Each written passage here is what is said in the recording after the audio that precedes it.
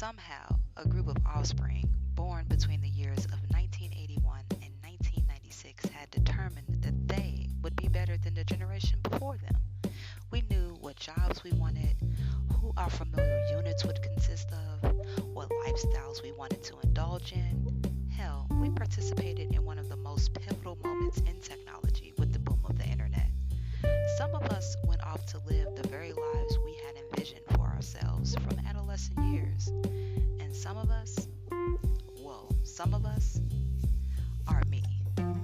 Join me, your homegirl Shamir, and my curated group of coveted friends and guests as we discuss our millennial mishaps in hopes to gain insight, spark or re-spark motivation, and hopefully drop some jewels for the next generation. This is Millennial Misfits.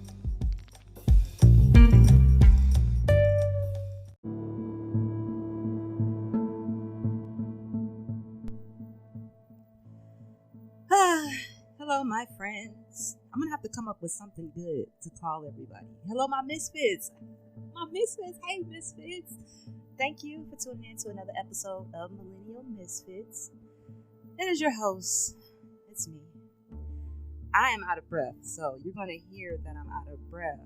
But it's because I just got done working out. And y'all probably like, she funky. She ain't gonna take no shower. Because I was like in a motivated mood. So, I'm just moving forward with my life. Progressing with the progression, and then I'll take a shower after this. Okay, my daughter's probably gonna look at me silly while I'm recording this because we're all new to this, and she's trying to sneak a snack, and that's the whole thing. I knew as soon as I saw her, I knew she was coming over here to ask me for a snack because her two siblings are asleep, and so this is the perfect opportunity for her to ask for a snack. That was a high five because she just thinks that she talking for the snack, which I'm gonna allow her the opportunity to embark on the snack. But just know, I'm not, you have a younger mom. I'm a cool mom. I used to do that too. Welcome in, guys. Just got done with my workout. Day 2 of, I'm doing a 90-day challenge. And I'm not sure how to categorize that yet. But it's a 90-day challenge. I'm going to be doing this for 90 days. And hopefully, 90 days straight through. Not 90 business days. 90 calendar days straight through. No breaks, because what do I need a break for? I have not accomplished anything. I am slacking. I am stagnant. What quarter are we in right now? I don't even know what quarter we're in. That's how behind I am. Are we in quarter 2 or quarter 3? Whichever quarter is in, I haven't accomplished anything. So, no breaks. Don't have time for that. And that's what, I'm really out of breath. That's what we're on. Anyway, I'm going to tell you what's been going on. What has been going on? I've been frustrated. That's flustered and frustrated. One word. Really frustrated because I'm a one-person band. So I've been trying to manage my schedule because if you're an independent contractor, 1 minute you can be super, super busy, and then there's a couple of weeks that you may not be busy at all, and I did not budget for the lack of income these come with. So, frustrated, trying to figure it out. I picked up new clients. Going all the way to say, it's a podcast, I can talk. Saying all that to say, I picked up some new clients. And so now I'm one person managing 6 to 8 clients. So I picked up several clients, and then I also had a couple clients that I lost because one reason or another, I'm not managing my time or my schedule appropriately. The business can be really finicky. I guess I straddled the line between having actual contractual work and doing gig work. Let's just be all the way honest. I do gig work, and some things pop up and then they disappear as quickly as they popped up. And that could be very detrimental mentally because all of a sudden you find this gig and it's $30 an hour. You're just standing there doing something. You're like, okay, cool, bet. And then they text you back like a couple hours later. And they're like, never mind. We figured it out. We don't need to spend that much money on your services, so they're no longer needed. And that can definitely be a little finicky. I don't count on that income per se, but it is nice when I see the number.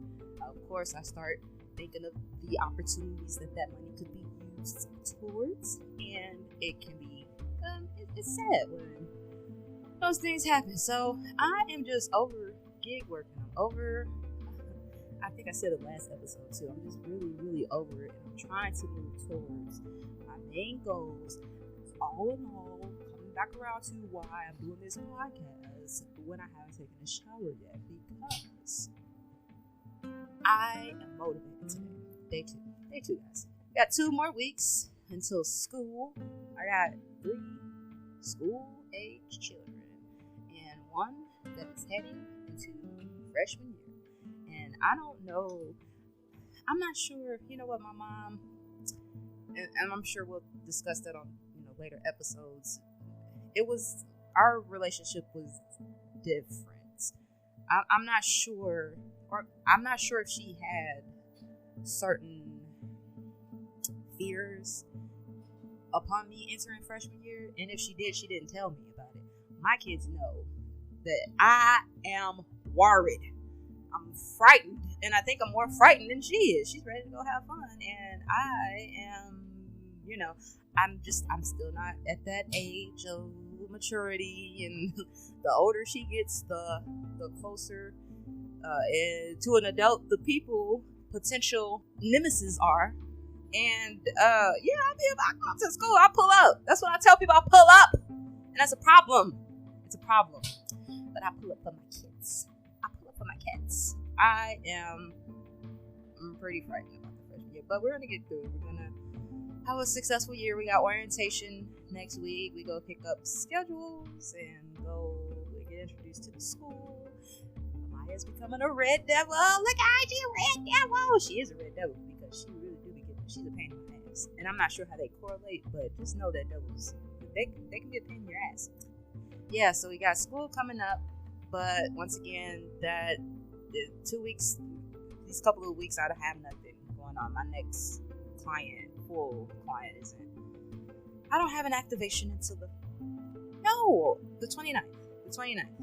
I have an activation on the 20th, starting the 29th, but that puts me at 2 whole weeks without any consistent income, and it just puts me further away from not reaching my goals, and all of it just. So what happens is a snowball effect, right? I won't reach one goal, and then I'll just say F all the rest of them, and then all the other goals go by the wayside. So I haven't reached my career goal, and that's going active as a real estate agent.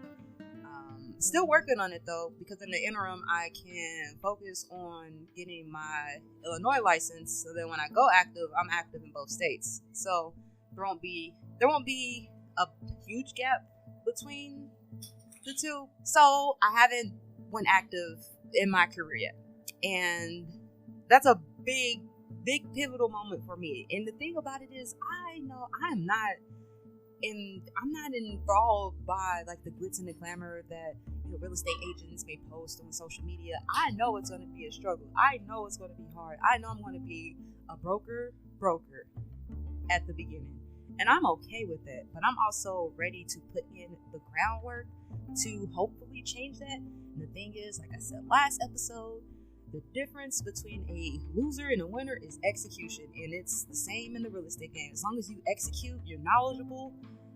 I have a customer service background, and I'm finding out that I feel like a lot of real estate agents don't have customer service, and that's like, honestly, you gotta be Chick-fil-A out here.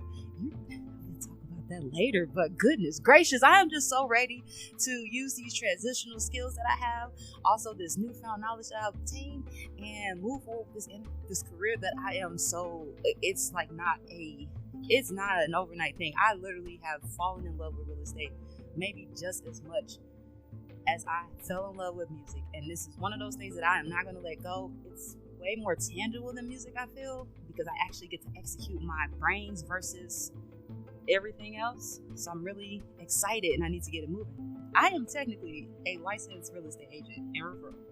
That is technically my title, but I do not feel like a real estate broker.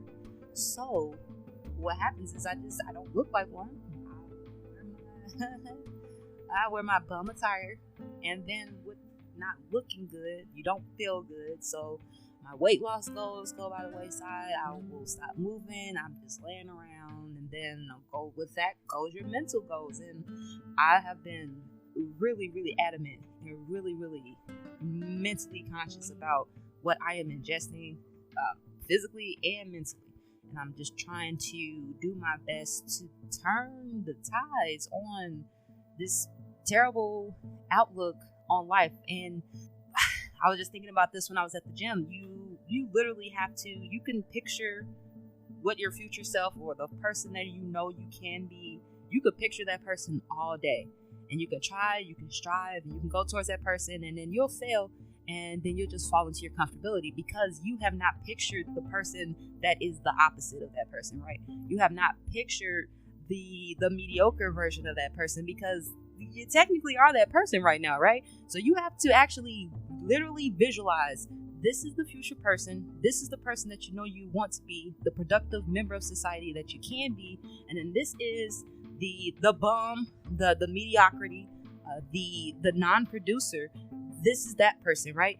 Who do you resemble the most right now? And honestly, you probably resemble the bum because that's why you're so adamant about getting better, and that's why you feel bad when you don't move towards getting better.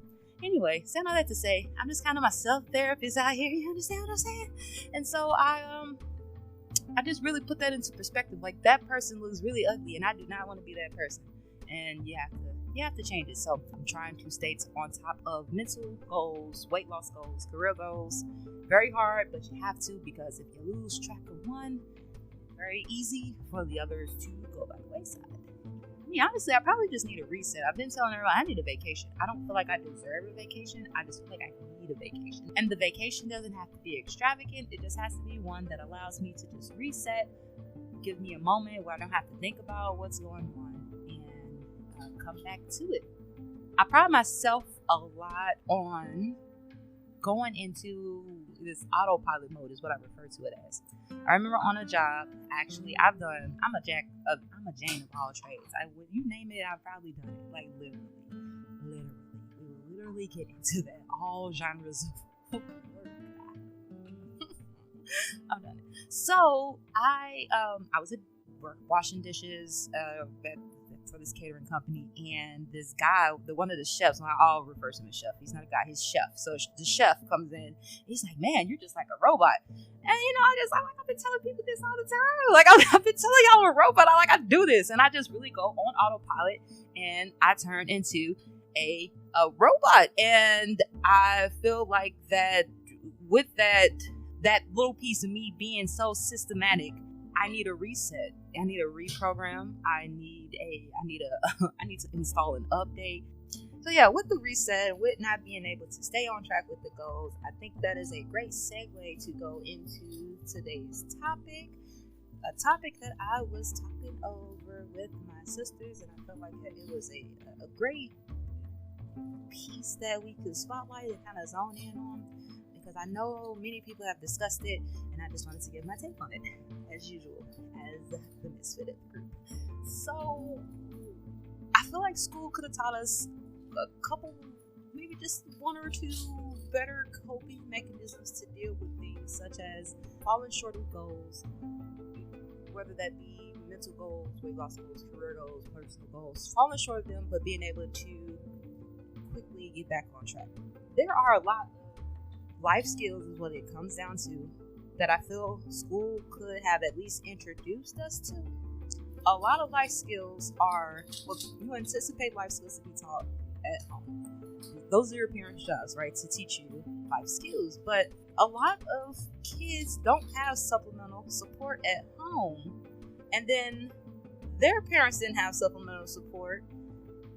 They didn't have supplemental support, and then they have children, so then they don't give the supplemental supports for their children. So we just continue these cycles, these generational curses that we build upon ourselves, and we end up at the rates that we are. I probably should have pulled some data for this episode, but I'm not sure what the graduation rate is. I'm not sure what the attrition rate is. I'm not sure what the turnover rate. I guess if a school has a turnover rate, but I mean, there are definitely kids that don't complete or make it all the way through, and a lot of it comes from the fact that they do not have that support at home. And I feel like that if the school would have begun to teach certain things, maybe not a lot, I know this is a very gray fine line. Life skills in school, primarily, I am speaking to the community I was raising. Shouldn't have to, just understood, it didn't have to be explained.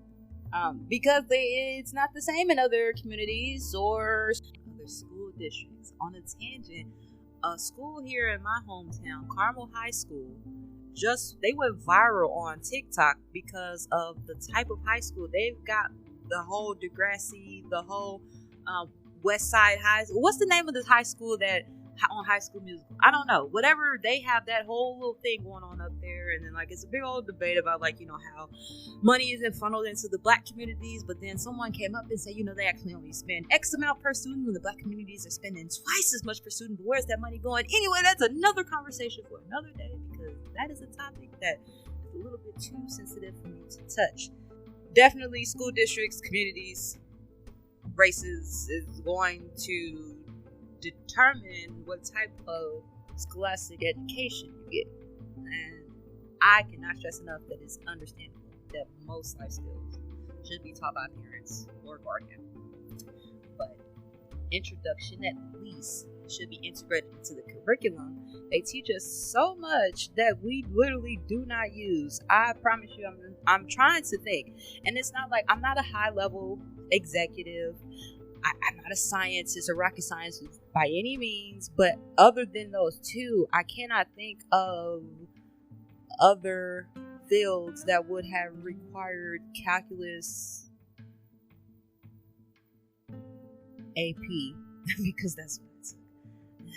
I didn't know. But I mean, they put a very strong emphasis on. Okay, calculus. That's actually not a required math, but geometry 1 and 2 is required. Was geometry 1 and 2 required? I think you had to take one or the other, but you have to take the. I don't measure triangles. I can't tell you a time that I've had to measure and find out the area of a triangle. Like, I haven't had to utilize that. And if I needed to utilize that, I'd go to Google. I'd pull up the formula, I'd plug in some numbers, and I'd figure it out. I didn't need to know that at the time, honestly. And it didn't provide me with any like supplemental skills like, oh, this is going to help you learn how to think about things differently. No, I could literally go plug it in. And that's why I love math, because it's plug and play. It's literally, if it doesn't fit, it doesn't work. You plug it and you play it, and that's stuff that you can literally learn on Google now. What they should have been teaching us is how to pay a bill. Like, literally, that's the first thing that you should have taught us, is how do you pay a bill? Because there are people out here, myself included, that think bills pay themselves, or think that bills are not as important. Like, literally, bills are the life or death of you. If you do not pay a bill, you do not pay your rent, you do not pay your lights, that can literally be the life or death of your well-being. They should have taught us how to pay a bill. They should have taught us how to balance our books. That's the old people way of saying, you know, compose your budget. Stay on top of your budget. Budget your money. Make sure that you have enough for your expenses. You know, what are your income versus your expenses? Those are definitely things that they could have introduced to us. I did have an introduction. I took a course called business math in 10th grade. Business math wasn't elective. That wasn't even a core 40 math curriculum. That was an elective that I took. Why didn't they teach us that? Like, they should have been teaching every kid that came through business math. They literally taught you how to, the accounting side of everything. They teach you health. They teach you very basic health. I can't recall them actually putting an emphasis on mental health. Granted that, once again, it's a gray area. It's a fine line. But an introduction to even just recognizing triggers and just knowing when to seek additional help or support or anything of that nature, I feel like an introduction to mental health would have definitely been beneficial. Credit. People don't know about credit. You don't learn about credit until you get it and then you're in debt. And then you're like, oh, okay, now I see how credit works. No one ever knew how a credit score worked until you actually got a credit card and they started sending you notifications telling you that your credit went up or down for one reason or another. Very, very finicky thing as well, the credit score itself. They could have definitely had an introduction. Stock markets, life insurance, residual income. No one that, at least that I know, knew that life insurance they could have had life insurance and they could have been paying them. They literally could have been paying into something that they could borrow from in the future, building residual income, building other ways to circumvent the 9 to 5, university, college, whatever you refer to it as, to have a well-being, because that's what they taught us. You either go to college or you fail, you become a bum, and you literally fall into these cycles when they could have been teaching you other things. How to use your 20s wisely. I think that is probably should have been a semester-long course by itself. That is literally the make or break of your life, or your 20s. And I don't feel like I wasted them. I definitely learned a lot in my 20s, but I definitely could have maneuvered my 20s in a different way to make my 30s look a bit different. I'm pretty happy where I'm at. We're gonna figure it out, but there are definitely points where I could have been open to some teachings, either then or prior to. And I feel like there's somebody who say, "Oh, they teach you this stuff in college." No, they should start prepping you for that in high school because there's some people that don't make it to college. So they should definitely teach you. The reality of it is there are people that will not go off to college. There are people that will start families immediately. You probably don't want them to, but that's what the reality of the situation is. And it's almost as, it's kind of like, I think New York does it, where they actually give the needles to the drug addicts. Not that extreme, but if it's going to happen, why are we setting these kids up for failure when we should try to make them as successful as they can be, whatever decisions that they make? Anger management is another thing, because that coincides with using your 20s wisely, because if you don't, and if you are an angry individual, you're going to be an angry old person, and you get stuck in your ways. Anger can also be a life or death situation. It can literally put you in situations where you can literally not be in control of your life anymore. And the more and more we move on in life, I feel like my parents, like, it's bad out here, and anger is not something you can't fight anymore. You can't just put your dukes and fight it out and win or lose, and you have bragging rights for about a week or so. No, it's not like that anymore. You could literally lose your life because you decided you wanted to have an attitude that day. So I think managing your anger is something that should be taught, at the very least introduced. Finally, and this is from a very introverted loner standpoint, I really feel like I could have benefited from learning about networking and building relationships. Growing up, I am an empathetic person. My relationships, I always feel like they have to be in harmony, or I always feel like that they have to you have to like somebody to have a relationship with them. That's not what networking is. And not to say that you should use someone that you hate to get something that you want, but you don't necessarily have to like someone to benefit from their services, and vice versa. If you could come up with a mutually beneficial situation, then you're good. That's literally how businesses are built. It's literally how connections and partnerships are built. They didn't, at least I don't know if I paid attention or not, and I feel like that I was a pretty studious person. They didn't teach us about networking in school and about building those relationships.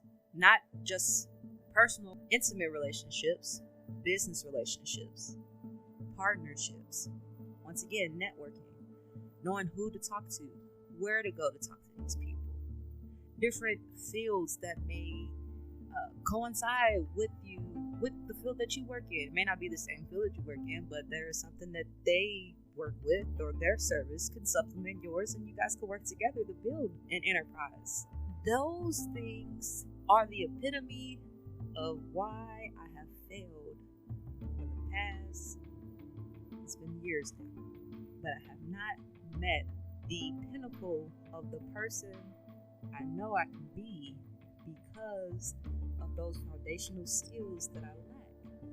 I did not have the traditional parent in home to provide me with those supplemental details as other people may have. It's something that's self-taught, or you have resources such as your educators, your instructors, and I definitely feel like that they should these are things that definitely could have been beneficial to us. Saying all that to say, it's education world is not perfect. We still have to accept accountability for our lives once we reach a certain age. It is what it is. But with those little key pieces in place, definitely a lot of people would see a lot less struggle, a lot less adversity. I'm not even sure I'm a parent. How do you... No, I'm going to look into this because, I think of all of these, you have all these ideas and they say, I say because it's actually a presentation of mine because I might be speaking here in November. More to come on that soon. But be change, see change. In order to see change, you have to be change, right? So I'm going to go up to the school. I'm going up to the center. What's the center? The center. And I'm going to say, hey, you guys have a suggestion box? I'd like to drop off a couple of notes. I'd like to pop off a little letter. Give them some of my suggestions and recommendations. Because I got some stuff to say. All in all, definitely things that we could have benefited from. Definitely things that are currently a part of curriculums that we may not necessarily need. But that's neither here nor there. I was just saying that in order to see change, we have to be change. And I am a parent myself, so I'm actually going to look into how I can be more of a voice and suggest. I'm sure I'm not the first parent that did it, but I'm not going to be the last. And just recommend some things that we would be okay with our kids being introduced to as a part of, especially high school curriculum. It's not even middle school or elementary school, of course, but high school curriculum. We're cultivating and shaping, molding these adults. We need to introduce them to adult things. With the reasons. So I hope this has been interesting for you guys. It's been interesting for me. It's been a little all over the place, but we're still fine tuning. And hopefully I'll see you next time on the 3rd episode. I want to have some guests. Maybe it'll be just me. It'll be just me here again. No socials yet, but I'll get those set up. I'm pretty sure it'll be something like Millennial Misfits everywhere. But once the pod is actually in rotation, I will have socials pinned wherever you go to for the episode details. I don't know how this works. Anyway, it's been real. It's been Shamir, and it's been Millennial Misfits. Make sure you tune in next time.